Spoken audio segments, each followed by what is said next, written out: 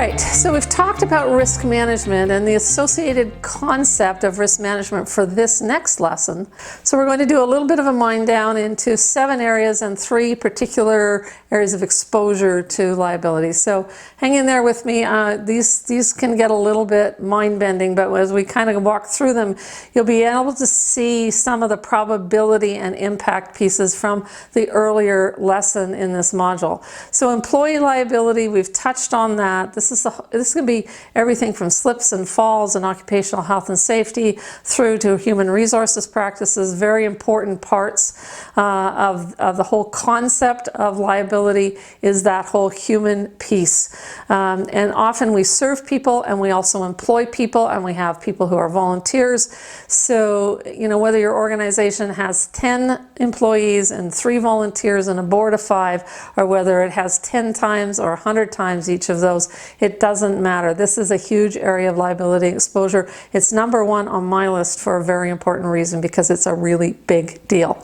Now attached, I mentioned occupational health and safety. So attached to this is workplace liability. So this is not just occupational health and safety in terms of physical well-being, it's mental health. It is the whole area of living in a peaceful workplace that's free from bullying, that's free from stressful circumstances that cause people to worry and lose sleep and do things. Now, no workplace is ever going to be 100% hokey dokey. That's not how work works.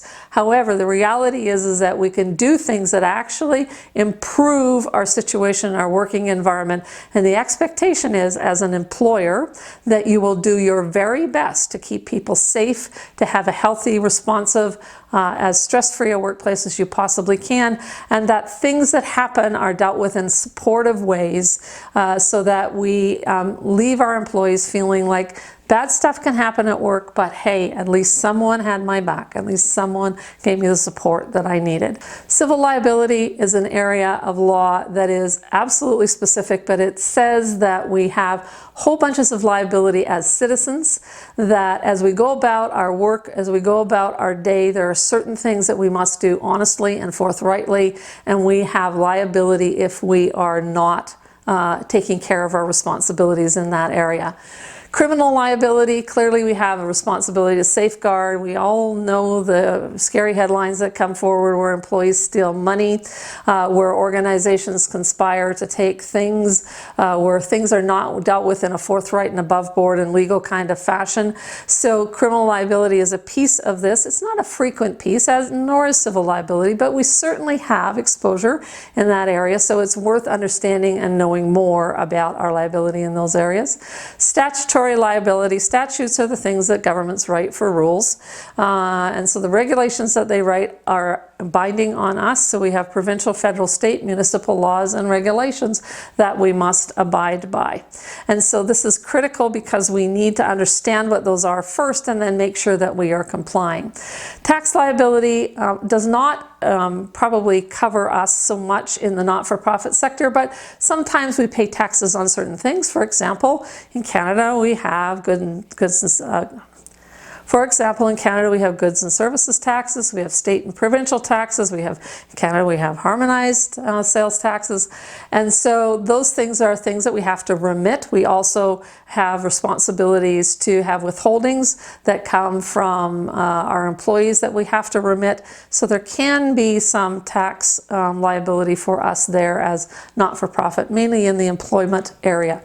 And then finally is environmental protection liability. If you're a non-for-profit that does environmental work, or even not-for-profit that runs a bottle depot or recycling center of some sort, that clearly can have environmental responsibilities attached to it, and you can't just leave your collected recycled materials to blow off in the wind. You can't leave your oil that you've collected from people and just leave it sitting in bins to leak out in the alley. Those are the kinds of things that we need to be very, very conscious of if we're involved in certain parts, very often social enterprise enterprise parts of the whole area of not-for-profit life. Okay, so then 3 more areas for you. Liability arises in the following 3 situations. So first of all, when a statute, which is a law plus a regulation, has been broken or allegedly has been broken.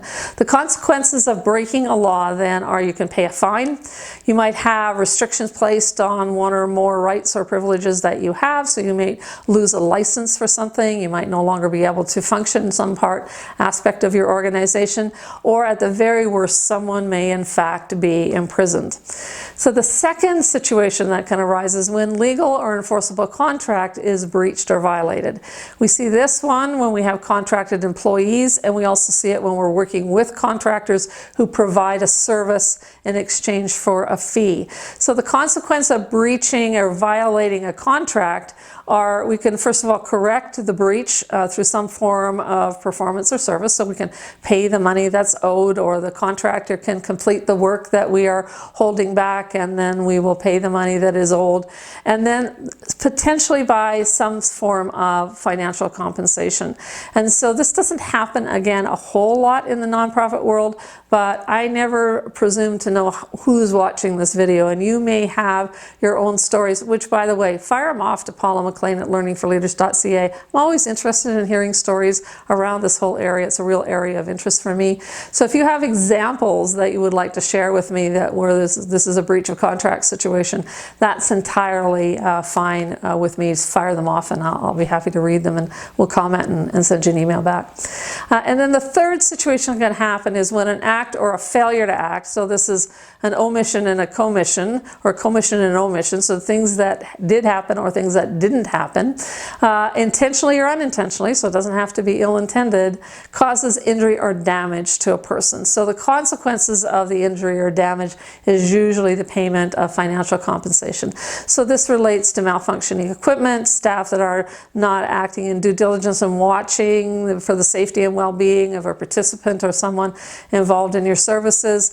We had a humane society not that long ago that was fined for having what they knew to be a vicious dog in a confined area, and a small child put their hand through a piece of the chain link fence and was severely bitten, lost, I believe, part of their hand.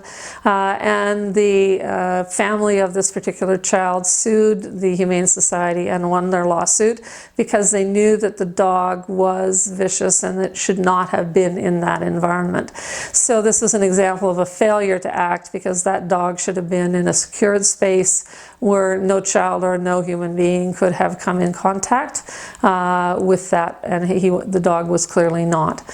So that's a great example then of the things that can go wrong in the 7 areas that they can go wrong in.